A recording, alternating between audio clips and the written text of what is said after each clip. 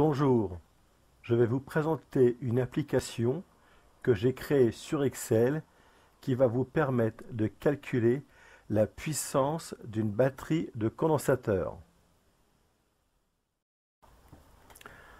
En effet, les moteurs ont la particularité de déphaser la tension et l'intensité qui a pour conséquence une augmentation significative de l'intensité absorbée.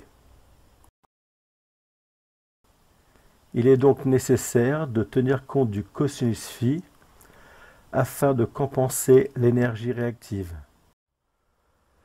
Pour commencer, indiquons d'abord la tension d'alimentation du moteur. Généralement, c'est 400 volts. Donc, entrée 400 volts en triphasé. Puis, indiquez ensuite la puissance active du moteur, exprimée en kilowatts. Par exemple, 1,5 kW. Ensuite, entrez le cosinus phi que vous avez relevé sur la plaque cinétique. Par exemple, 0,82. Là, il va vous calculer donc l'intensité absorbée en tenant compte du cosinus phi que vous avez entré. Il va vous calculer aussi la tangente phi. Ensuite, vous allez donc indiquer la valeur du cosinus phi que vous souhaitez avoir.